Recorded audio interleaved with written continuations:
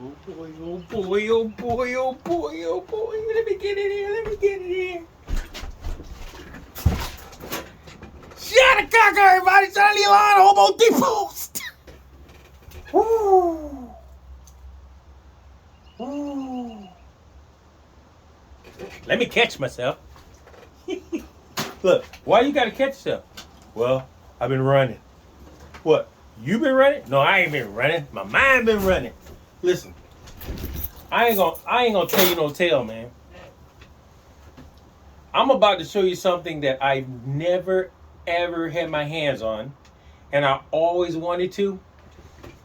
And just so happened in Richmond, Virginia, there was this brother that didn't live far from me. It was close to me all the time, and I didn't even know it was that close to me. It was next door, and I didn't even know it was next door. I should have just went to the fence and went, "Hey, anybody got this bass?" Look, they were like, "Yeah, I got it next." Man, I've been had that bass, man, years. Anywho, all right. So today, it came in, and it came into the shop, and I was just overwhelmed and excited, and I didn't know what to do. I mean, I didn't want to sit there and go. I had mini ritters in my shop, bruh. This is just one of the mini I had here. On the inside, I was like, ah! One of these moments. Eek! It's one of the eek moments, man. when he walked in the shop with it, I was like, oh my God, dude, you got one of them? I've already heard, he already called and told me he had one, but when I didn't know he would show up. But when he showed up, man, it's like, oh, I was jonesing. Anywho, so today, this bass is a bass that I never owned, always wanted to touch, always wanted to put my hand on, and definitely wanted it in a Hobo Depot. All right, so since it's here, let's look at it. This is Say No More. I don't know if I'm saying his name right, Jens Ritter. This is a Ritter. It done been through the Hobo Depot.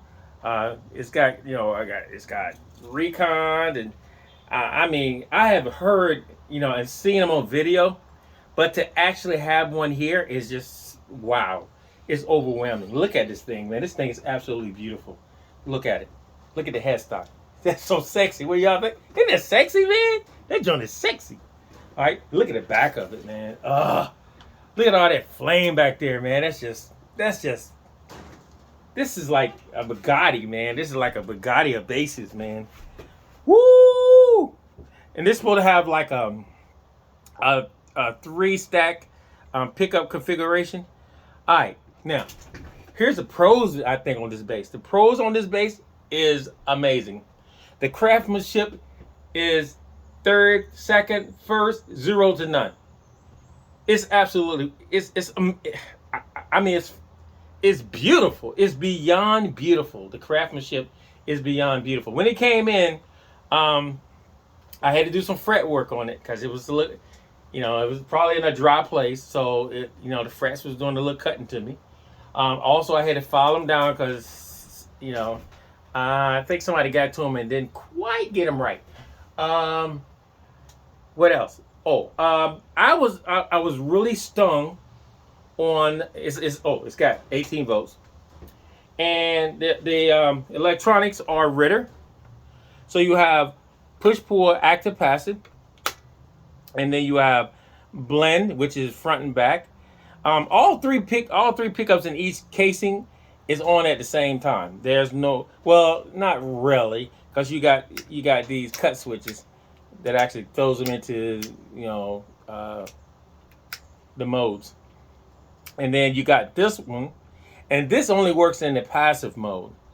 So if you pull it up passive, that's when that kicks in. It doesn't do anything in active, which is shocking to me. Man, a bass that costs so much and that don't do nothing but just passive? Ugh. All right, so then what I kept getting misunderstood is, misunderstoodable, that ain't a word, is that this should have been mids, high mids, and low mids. But I think it's treble and bass, and I think this is high mids and low mids. All right. Single coil, dual coil, the kind of thing. Two-way switch. All right, now, here's the cons. Power-wise, it's not there. I was really, really disappointed with the power of this bass. It didn't have the power that I desired. I would think coming out the hole, I can do 0 to 100 in 2.1 seconds. It's like, it's not there, man. I don't care. You go in the back of it, and there's no way you can turn it up in the cavity. Whatever you got is whatever you got. That was disappointing to me. That really hurt me. So let's hear it, man, because, let's talking. All right, so let's see if this chair will come up anymore. Nope. So I had to get me an extra boost. And I know a lot of you Ritter guys may say something different about this, man, and that's cool. I never had a Ritter, so I'm going to tell you honestly what I think about it. And some people may say, "Oh wow, dude, you cut it all to pieces." No, I didn't cut it all to pieces. I just said what it didn't have and what it had. Now, let's look at playability. The neck is super elastic fast, super fast. I'm not a fan of this heel right here though. It stops right at the F. Right at the first fret of the F. It's like it's too much of it for me. But before you can get the F, see it? It's already there, man. That's not good for me. All right. I love the woods, the way they did it. Of course, the gloss on this thing is just absolutely beautiful. Once you buff it, and I buffed it twice, it's like absolutely beautiful. All right. So I got SIT strings on it, foundations. So we're gonna tune it up, make sure it's in tune.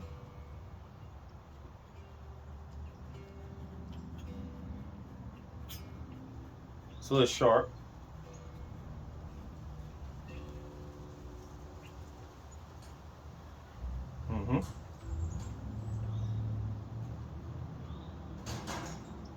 It's sharp. All right, so let's go with passive first. Now I'm coming through my SWR with no hone in it. It ain't got no hone in it. All right, so I had to turn the amp up, y'all. I normally keep amp somewhere around 10 o'clock or 9 o'clock because of the preamp. But this one I had to turn it actually to about 1 o'clock. And that's not good to say for me. So this is a rear pickup. Now this thing is sitting extremely low. I got it sitting right on the fret. And it's taking it. Yet, my customer who owned this plays in D flat. So it definitely got to come up a lot.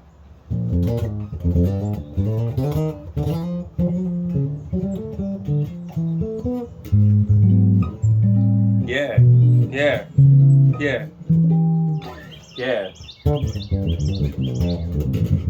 It plays like butter. You don't have to play it. It plays itself. But even in passive mode, it's really low. I mean, listen to it. And that amp is, I could turn it up some more. I mean, but all right. So let's go to that rear button right here and turn that to all treble.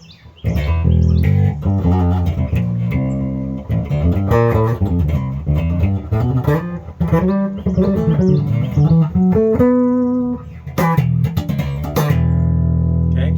Let's go to rear pickup.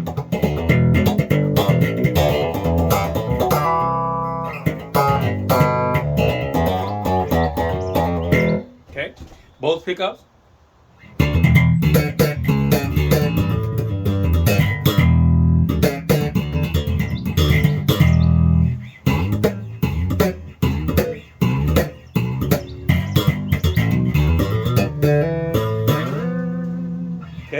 Now, let's go to active mode. We'll turn everything back on active mode. Now, oh yeah, one more thing. Even the switches work in passive mode. All right, these switches, cut switches, parallel and whatever they are. Look, whatever they are. They work in passive mode. Single coil, dual coil, I want to say it.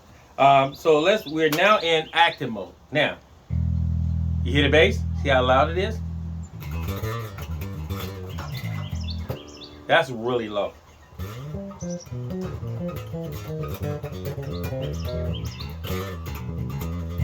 Okay, so we're gonna go all the way, switches all the way down.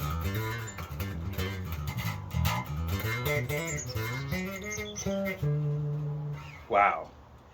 And of course, the rear doesn't work on anything. All right, so let's turn. Let's see.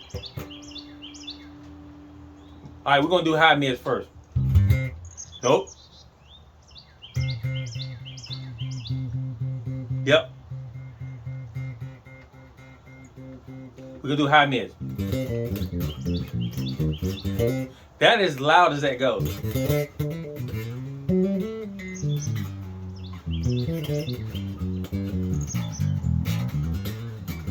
That amp is, I'm gonna hit turn the amp up. Wow. I'm sorry, folks, but I turned it up to 3 o'clock. That's not good for me. 3 o'clock, not good for me. It's 3 o'clock. It came up a little bit. All right. All right, so let's go low mids. I mean, it's working though.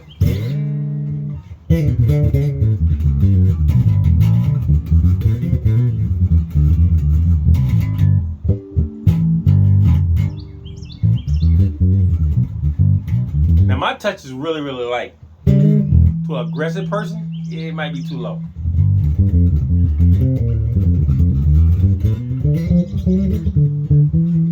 Okay, now we got high mids up, low mids up. Let's go to single coil.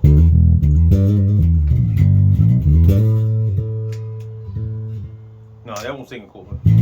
Dual coil. A little bit more heat came up on it.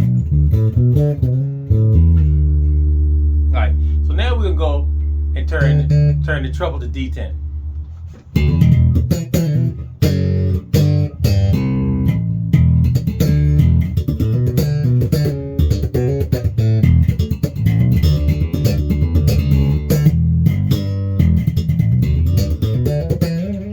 Okay, now we're gonna turn the bass to D10.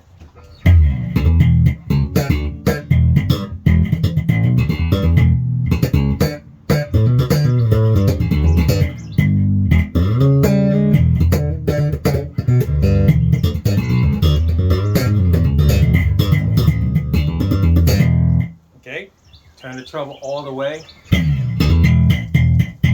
Now that amp ain't got no one in it, so the treble is definitely working.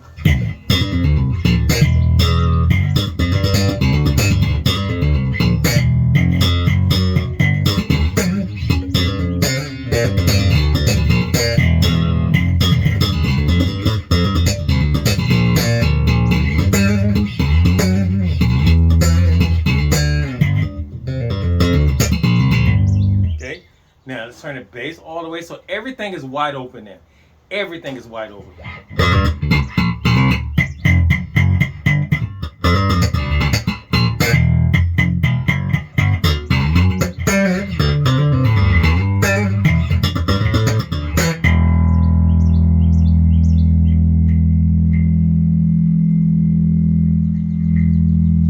So if you cut back on the low mids,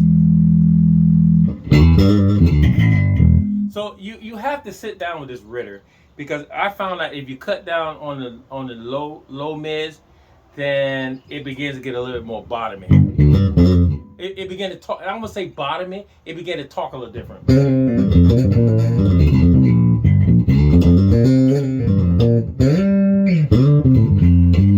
So that's the trick. The trick on this bass is the mids, not the bottom. The mid.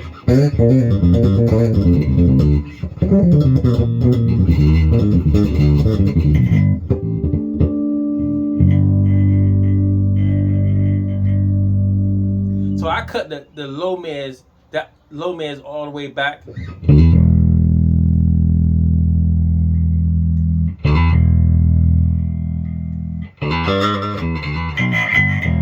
I cut the high mids all the way back and let the low mids stay up. And that's what gave me the bottom. The rear pickup.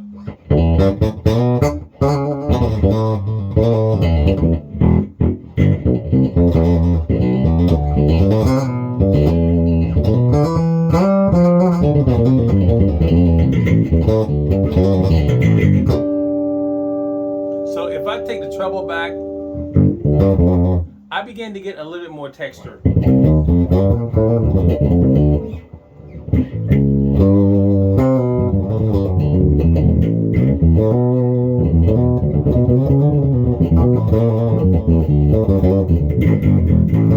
So to me, this is not the type of bass you can get that day and take it out unless you already know it, because if you don't know it, you will be sadly hurt on the gig that night. You have to sit down with this bass and learn it.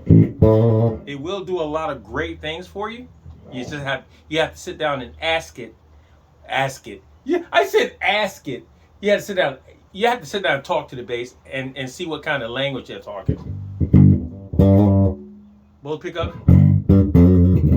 See, I'm beginning to hear something. If I sit down with this bass about 2 hours, 3 at the most, I can dial in stuff.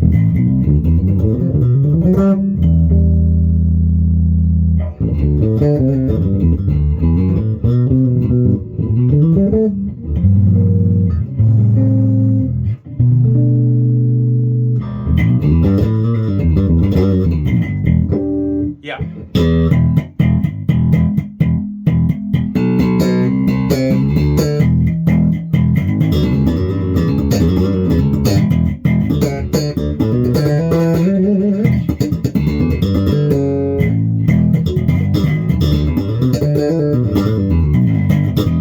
She will talk.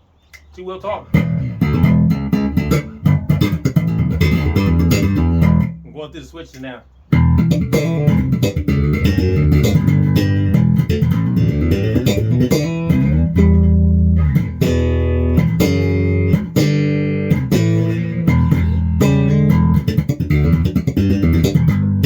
Yeah, she'll talk. She'll talk. The thing about it is, you know, I'm going to say this, and I'm not saying it being derogatory. I said derogatory. Hey, Hootie, I said derogatory. I'm not saying to be mean. I'm just saying the bass would do amazing things if you sit down with it. It is not a high output bass. It doesn't throw a lot of heat out. But the quality of the bass and the characteristics of the bass, it does a lot. And the main thing to me is just absolutely gorgeous. It's a piece of furniture. It's very unique looking. So on stage, it looks really unique. You know, I'm thinking on taking it to church in the morning and blessing it. Look, but don't tell the guy who owns it though. He'll see it on the video. That'd be too late. Then he'll have it back. So look, maybe. But it's the most amazing bass that you can have in your hand. As far as once again, it's the craftsmanship that blows me out the water. Good bridge, 2-piece bridge. Like I said, electronics is not. Don't expect a whole lot of booty. It doesn't do that. So whatever you asking for or whatever you looking for, you have to ask your amp. So you have to get to the gig in time enough to reset your amp. All right, resetting your amp would actually do well on this bass. And a lot of people who carry those 2,000 watts, you know, 1,000 watts, 1,500 watts, 3,000 watt amps, this is the right bass for you, because you just dial it in and leave it, and it will do a lot of great and wonderful things. But it ain't gonna throw the power out that you normally hear what's going on today. But that doesn't mean it's not a beautiful, it is not a wonderful bass. It is a wonder. Hootie, it is a wonderful bass. And I'm so glad it came in a Hobo Depot. That's why I'm like excited, because it is here in a Hobo Depot, man. And I get a chance to, you know, put my hands on it and actually, you know, actually get a chance to actually touch a Ritter. I'm excited. I would love to own one. I don't have one. So maybe this guy will let me have this one. Look, I'm just saying, man. I'm just throwing it out there. You know, you have not because you ask not. That's what the Bible says. You have not because you ask not. I'm asking. I just ain't asked him yet. Look, I'm just saying. All right, so guys, look, check it out. Please keep praying for my queen and I in the Hobo Depot. You know, And definitely every morning I pray for you guys. I have to, man, because it's what I do. I love you guys. And tell somebody you love them today, because tomorrow they may not be here. Even an hour from now, they may not be here. So tell them right now, if you can get the opportunity. The opportunity is now to call and say, hey, man, I just want to call and check up on you and say I love you, bro. Or sis, hang up. And that way you got it out the way. One note will save the world. One note will save the world. Once again, guys, please subscribe, please like, please share, please hit that button. If there's a button down there, hit it. Once again, shut the cock out, folks. John Leland, the Hobo D-Post. Peace out. And this is a Ritter. Once again, let's look at it. This is a Ritter.